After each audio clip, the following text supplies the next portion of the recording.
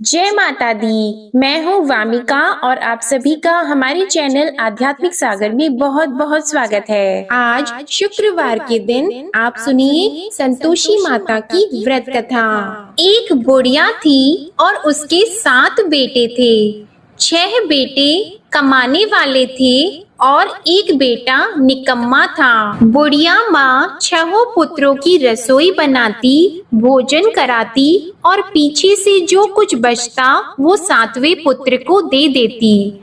परंतु वह बड़ा भोला भाला था, मन में कुछ विचार नहीं करता था। एक दिन वह अपनी बहू से बोला, देखो मेरी माता का मुझ पर कितना प्रेम है। वह बोली, क्यों नहीं, सबका झूठा बचा हुआ तुमको खिलाती है। वह बोला, ऐसा भी हो सकता है क्या? मैं जब तक आंखों से न देखूं मान नहीं सकता।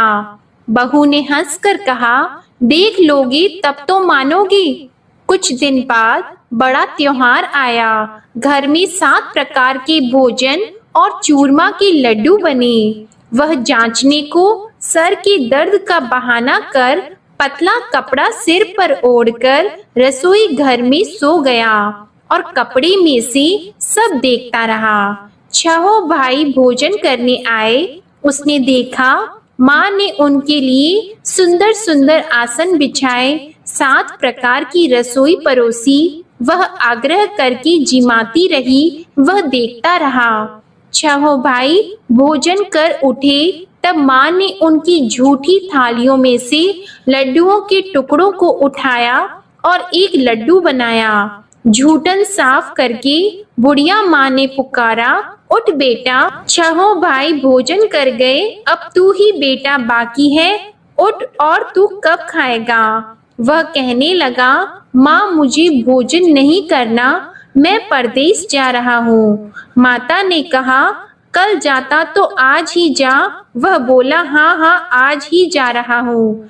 यह कहकर वह घर से निकल गया। चलते समय उसे बहू की याद आई। वह गौशाला में कंडे थाप रही थी। वह उसे जाकर बोला कि मेरे पास तो कुछ नहीं है, यह अंगूठी है, सो ले लो और अपनी कुछ निशानी मुझे दे दो। वह बोली कि मेरे पास क्या है, यह गोबर भरा हाथ है। यह कहकर उसकी पीठ में गोबर के हाथ की थाप मार दी और वह चल दिया। चलते चलते दूर देश में पहुंचा।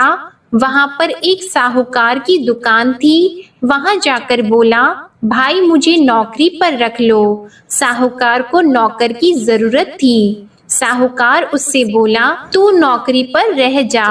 लड़के ने पूछा, तनख्वाह क्या रहेगी? साहूकार ने कहा, काम देखकर दाम मिलेंगे। साहूकार की नौकरी मिल गई। वह सवेरे 6 बजे से रात्रि 12 बजे तक नौकरी करने लगा। कुछ दिनों में दुकान का लेन देन, हिसाब किताब, ग्राहकों को माल बेचना, सारा काम करने लगा। साहूकार के 7-8 नौकर थे। वे सब चक्कर खाने लगे कि यह नया नौकर बहुत होशियार बन गया है। सेठ ने भी काम देखा और 3 महीने के अंदर ही उसे मुनाफे का साझीदार बना लिया। 12 वर्ष में वह नामी सेठ बन गया और मालिक सारा कारोबार उस पर छोड़कर बाहर चला गया। अब बहू पर क्या बीती वह सुनो। सास ससुर उसे दुख देने लगे। सारी गृहस्थी का काम करा के उसे लकड़ी लेने जंगल में भेजते। इस बीच घर की रोटियों के आटे से भी जो भूसी निकलती उसकी रोटी बनाकर रख दी जाती और फूटे नारियल की नरेली में पानी। इस तरह दिन बीतते रहे। एक दिन वह लकड़ी लेने जा रही थी कि रास्ते में बहुत सी स्त्रियां संतोषी माता का व्रत करती दिखाई दी। वहां यह खड़ी होकर कहने लगी, बहनों, यह तुम किस देवता का व्रत करती हो और इसके करने से क्या फल होता है? इस व्रत के करने की क्या विधि है? यदि तुम अपने इस व्रत का विधान मुझे समझाकर कहोगी तो मैं तुम्हारा बड़ा एहसान मानूंगी।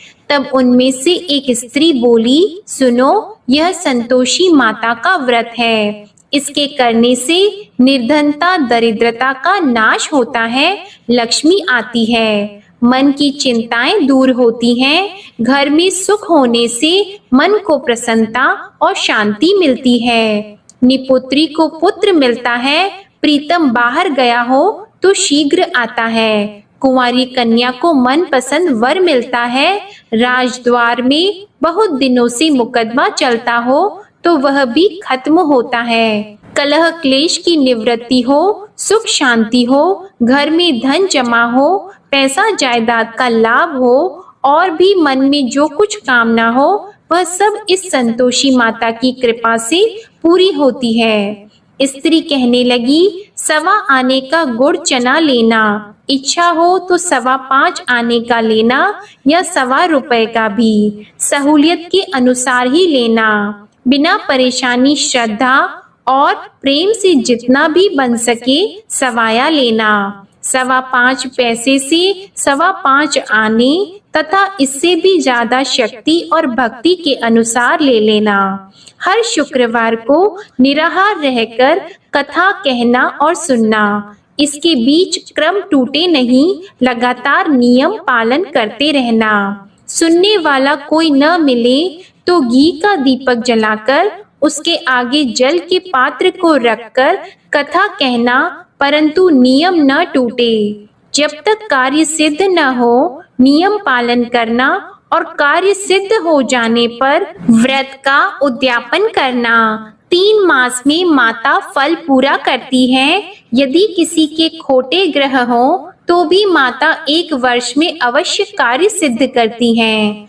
कार्य सिद्ध होने पर ही उद्यापन करना चाहिए, बीच में नहीं करना चाहिए। उद्यापन में 2.5 सेर आटे का खाजा तथा इसी अनुसार से खीर तथा चने का साग बनाना।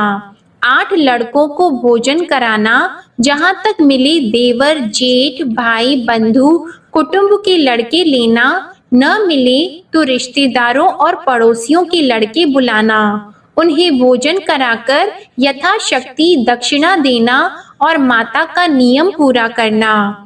उस दिन घर में कोई खटाई नहीं बनाना। यह सब सुनकर बुढ़िया की बहू वहां से चल दी। रास्ते में लकड़ी के बोझ को बेच दिया और उन पैसों से गुड़ चना लेकर माता के व्रत की तैयारी करने लगी। आगे चली और सामने मंदिर है। यह सुनकर माता के मंदिर में जाकर माता के चरणों में लौटने लगी। इसके बाद वह माँ से विनती करने लगी कि हे माँ, मैं निपट मूर्ख हूँ, व्रत के नियम कुछ नहीं जानती हूँ, मैं बहुत दुखी हूँ। हे माता जग जननी, मेरा दुख दूर करो, मैं आपकी शरण में हूँ। माता को दया आई। एक शुक्रवार बीता कि दूसरे शुक्रवार को ही इसके पति का पत्र आया और तीसरे को उसका भेजा हुआ पैसा भी आ पहुंचा। यह देखकर जेठानी मुंह सिकोड़ने लगी। इतने दिनों में इतना पैसा आया, इसमें क्या बढ़ाव है। लड़के ताने देने लगे कि काकी के पास अब पत्र आने लगे, रुपए आने लगा, अब तो काकी की खातिर बढ़ जाएगी, अब तो काकी बुलाने से भी नहीं बोलेगी। बेचारी सरलता से यह कहती है कि भैया पत्र आएगा, रुपए आएंगे तो हम सबके लिए अच्छा है। ऐसा कहकर आंखों में आंसू भरकर संतोषी माता के मंदिर में आकर मातेश्वरी के चरणों में गिरकर रोने लगी। माँ, मैंने तुमसे पैसा नहीं मांगा, मुझे पैसे से क्या काम है, मुझे तो अपनी सुहाग से काम है, मैं तो अपने स्वामी की दर्शन और सेवा मांगती हूँ। तब माता ने प्रसन्न होकर कहा, जा बेटी, तेरा स्वामी आएगा। यह सुनकर खुशी से वह बावली होकर घर जाकर काम करने लगी। अब संतोषी माँ विचार करने लगी, इस भोली पुत्री से मैंने कह तो दिया कि तेरा पति आएगा, पर आएगा कहाँ से? वह तो इसे स्वप्न में भी याद नहीं करता। इसे याद दिलाने तो मुझे ही जाना पड़ेगा। इस तरह माता उस बुढ़िया के बेटे के पास जाकर स्वप्न में प्रकट होकर कहने लगी, साहूकार के बेटे, सोता है या जागता है? वह कहता है, माता सोता भी नहीं हूँ, जागता भी नहीं हूँ, बीच में ही हूँ, कहो क्या आज्ञा है। माँ कहने लगी, तेरा घर बार है या नहीं। वह बोला, मेरा सब कुछ है माता, माँ बाप भाई बहन बहू क्या कमी है। माँ बोली, पुत्र तेरी घरवाली कष्ट उठा रही है, माँ बाप उसे दुख दे रहे हैं, वह तेरे लिए तरस रही है, तू उसकी सुध ले। वह बोला, हाँ माता यह तो मुझे मालूम है, परंतु जाऊं कैसे। परदेश की बात है, लेन देन का कोई हिसाब नहीं, कोई जाने का रास्ता नजर नहीं आता, कैसे चला जाऊं। माँ कहने लगी, मेरी बात मान, सवेरे नहा धोकर संतोषी माता का नाम लेकर घी का दीपक जलाकर दंडवत कर दुकान पर जा बैठना। देखते देखते तेरा लेन देन चुक जाएगा, जमा माल बिक जाएगा, सांझ होते होते धन का ढेर लग जाएगा। अब तो वह सवेरे बहुत ही जल्दी उठकर मित्र बंधुओं से अपनी सपने की बात कहता है। वे सब उसकी बात अनसुनी करके खिल्ली उड़ाने लगे।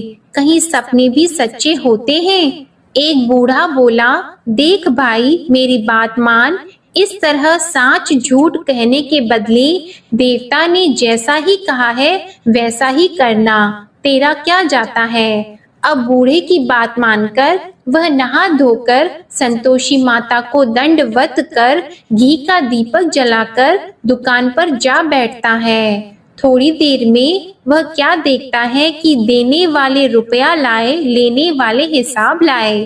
कोठे में भरे सामानों के खरीदार नगद में सौदा करने लगे। शाम तक धन का ढेर लग गया। मन में माता का नाम लेकर प्रसन्न होकर घर जाने के वास्ते गहना कपड़ा सामान खरीदने लगा। यहाँ के काम से निपट घर को रवाना हुआ। उधर बहू बेचारी जंगल में लकड़ी लेने जाती है। लौटते वक्त माताजी के मंदिर पर विश्राम करती है। वह तो उसका रोज रुकने का स्थान ही था। दूर धूल उड़ती देखकर वह माता से पूछती है, हे माता यह धूल कैसे उड़ रही है। माँ कहती है, हे पुत्री तेरा पति आ रहा है, अब तू ऐसा कर लकड़ियों के 3 बोझ बना ले, एक नदी के किनारे रख, दूसरा मेरे मंदिर पर और तीसरा अपने सिर पर रख। तेरे पति को लकड़ी का गट्ठा देकर मोह पैदा होगा, वह यहाँ रुकेगा, नाश्ता पानी बनाकर खाकर माँ से मिलने जाएगा। तू लकड़ी का बोझ उठाकर जाना और बीच चौक में गट्ठा लाकर 3 आवाजें जोर से लगाना। लो सासू जी लकड़ियों का गट्ठा लाई हूँ, भूसी की रोटी दो, नारियल के खोपड़े में पानी दो, आज कौन मेहमान आया है। माँ की यह बात सुनकर वह बहुत अच्छा माताजी कहकर प्रसन्न मन होकर लकड़ियों के 3 गट्ठे ले आई। एक नदी के तट पर एक माता के मंदिर पर रखा। इतने में ही वह मुसाफिर आ पहुंचा। सूखी लकड़ी देखकर उसकी इच्छा हुई कि अब यहीं निवास करें और भोजन बनाकर खा पीकर गांव जाएं। इस प्रकार भोजन बनाकर विश्राम लेकर गांव को गया। उसी समय बहू सिर पर लकड़ी का गट्ठा लिए आती है। उसे आंगन में डालकर जोर से 3 आवाज देती है, लो सासू जी लकड़ी का गट्ठा लो, भूसी की रोटी दो, नारियल के खोपड़े में पानी दो, आज कौन आया है। यह सुनकर उनकी सास अपने दिए हुए कष्टों को भुलाने हेतु कहती है, बहू ऐसा क्यों कहती हो, तेरा मालिक ही तो आया है, बैठ मीठा भात खाकर कपड़े गहने पहन। इतने में आवाज सुनकर उसका स्वामी बाहर आता है और अंगूठी देखकर व्याकुल हो जाता है। माँ से पूछता है, माँ यह कौन है। माँ कहती है, बेटा ये तेरी बहू है, आज 12 वर्ष हो गए जब से गया है, तब से सारे गांव में जानवर की तरह भटकती फिरती है, काम काज घर का कुछ करती नहीं, 4 समय आकर खा जाती है। अब तुझे देखकर भूसी की रोटी और नारियल के खोपड़े में पानी मांगती है। वह लज्जित होकर बोला, ठीक है माँ, मैंने इसे भी देखा और तुम्हें भी, अब मुझे दूसरे घर की चाबी दो तो मैं उसमें रहूंगा। ठीक है बेटा, जैसी तेरी मर्जी। यह कहकर माँ ने चाबी का गुच्छा उसे दे दिया। उसने लेकर दूसरे कमरे को खोलकर सारा सामान जमाया और एक दिन में ही वहां राजा के महल जैसा ठाट बाट बन गया। अब क्या था, वह सुख भोगने लगी। इतने में अगला शुक्रवार आया। उसने अपने पति से कहा, मुझे माता का उद्यापन करना है। उसका पति बोला, बहुत अच्छा, कर लो, अपनी खुशी से यह भी कर लो। तुरंत ही वह उद्यापन की तैयारी करने लगी। जेठ के लड़के को भोजन के लिए कहने लगी। उसने मंजूर किया, परंतु पीछे जेठानी अपने बच्चों को सिखाती है, देखो भोजन के समय सब लोग खटाई मांगना, जिससे इसका उद्यापन पूरा ना हो। लड़के खाना खाने आए, खीर पेट भरकर खाई, परंतु बात याद आते ही कहने लगे, हमें कुछ खटाई खाने को दो, खीर खाना हमें भाता नहीं, यह देखकर अरुचि होती है। बहू कहने लगी, खटाई किसी को नहीं दी जाएगी, यह तो संतोषी माता का प्रसाद है। लड़के उठकर खड़े हुए और बोले, पैसे लाओ। भोली बहू कुछ जानती नहीं थी, सो उन्हें पैसे दे दिए। लड़के उसी समय उठकर इमली लेकर खाने लगे। यह देखकर बहू पर माता ने कोप किया। राजा के दूत उसके पति को पकड़कर ले गए और जेठ जेठानी मन माने खोटे वचन कहने लगे। लूट लूट कर धन इकट्ठा कर लाया था, सो राजा के दूत उसे पकड़कर ले गए हैं। अब सब मालूम हो जाएगा जब जेल की रोटी खाएगा। बहू से यह वचन सहन नहीं हुआ। रोती रोती माता के मंदिर में गई और बोली, हे माता, तुमने यह क्या किया?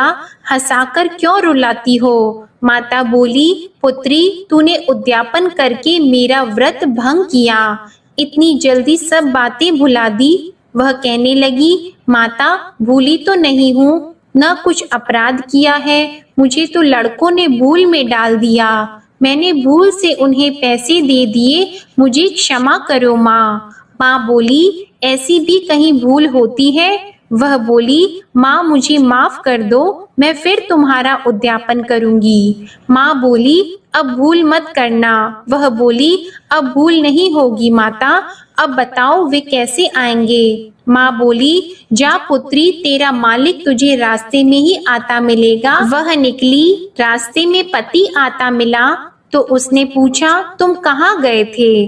वह कहने लगा, इतना धन जो कमाया है उसका टैक्स राजा ने मांगा था, वह भरने गया था। वह प्रसन्न होकर बोली, अच्छा हुआ, अब घर चलो।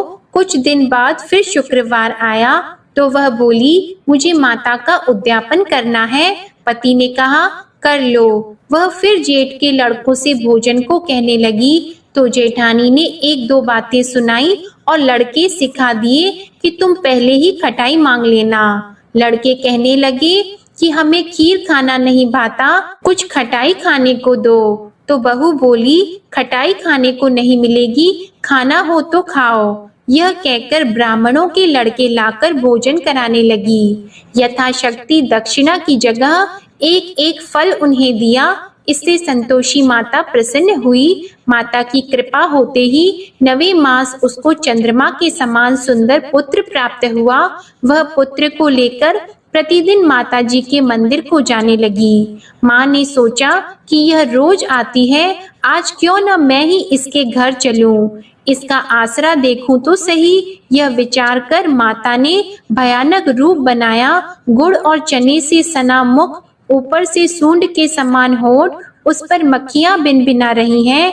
दहलीज में पैर रखते ही उसकी सास चिल्लाई, देखो कोई चुड़ैल डाकिनी चली आ रही है, लड़कों इसे भगाओ नहीं तो किसी को खा जाएगी। लड़के डरने लगे, चिल्लाकर खिड़की बंद करने लगे। बहू रोशनदान में से देख रही थी। प्रसन्नता से पगली होकर चिल्लाने लगी कि आज मेरी माता मेरे घर आई है। यह कहकर बच्चे को दूध पिलाने से हट जाती है। इतने में सास का क्रोध फूट पड़ा। वह बोली कि इसे देखकर कैसे उतावली हुई जो बच्चे को पटक दिया। इतने में माँ के प्रताप से जहाँ देखो वहाँ लड़के ही लड़के नजर आने लगे।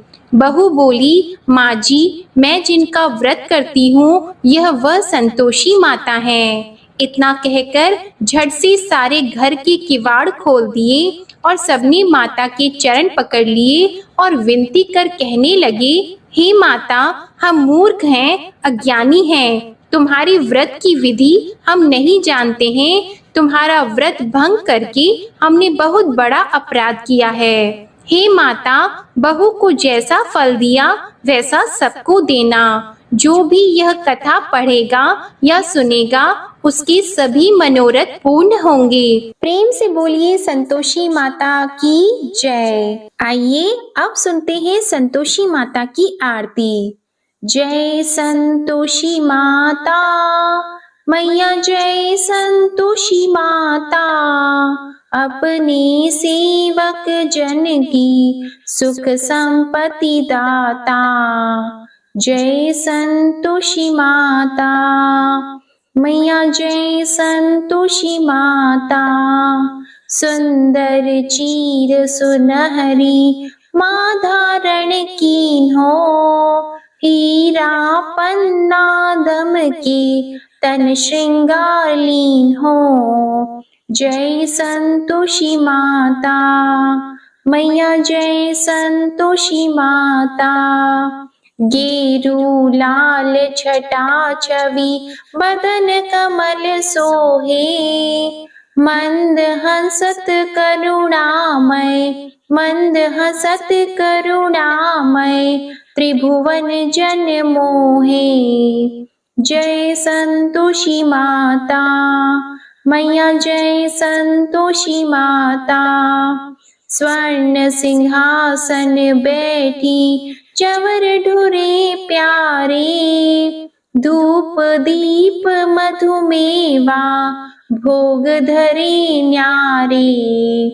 जय संतोषी माता मैया, जय संतोषी माता, गुड़ अरु चना परम प्रिय तामे संतोष कियो, संतोषी कहलाई भक्तन वैभव दियो। जय संतोषी माता मैया, जय संतोषी माता, शुक्रवार प्रिय मानत आज दिवस सोही, भक्त मंडली छाई कथा सुनत मोही। जय संतोषी माता मैया, जय संतोषी माता, मंदिर जगमग ज्योति मंगल ध्वनि छाई, विनय करे हम बालक चरणन सिर नाई। जय संतोषी माता मैया, जय संतोषी माता, भक्ति भावमय पूजा अंगीकृत कीजिए, जो मन बसे हमारी इच्छा फल दीजिए। जय संतोषी माता मैया, जय संतोषी माता, दुखी दरिद्री रोगी संकट मुक्त किए, बहु धन धान्य भरे घर सुख सौभाग्य दिए। जय संतोषी माता मैया, जय संतोषी माता, ध्यान धरियो जिस जन ने मन वांछित फल पायो, पूजा कथा श्रवण कर घर आनंद आयो। जय संतोषी माता मैया, जय संतोषी माता, शरण गहे की लज्जा राखियो जगदम्बे, संकट तू ही निवारे दयामयी अम्बे। जय संतोषी माता। मैया जय संतोषी माता। संतोषी माँ की आरती जो कोई नर गावे, रिद्धि सिद्धि सुख संपत्ति जी भर कर पावे। जय संतोषी माता। मैया जय संतोषी माता। जय संतोषी माता। प्रेम से बोलिए संतोषी माता की जय। आपको आज की कथा और ये आरती पसंद आए तो वीडियो को लाइक करके चैनल को जरूर सब्सक्राइब करिएगा और कमेंट में संतोषी माता की जय भी जरूर लिखिएगा। अगर आप माघ मास महात्म्य की कथाएं सुनना चाहते हैं तो हमारे चैनल पर इन कथाओं को आप सुन सकते हैं। और आज आप हमारे चैनल पर वैभव लक्ष्मी माता की कथा भी जरूर सुनिएगा। जय माता दी।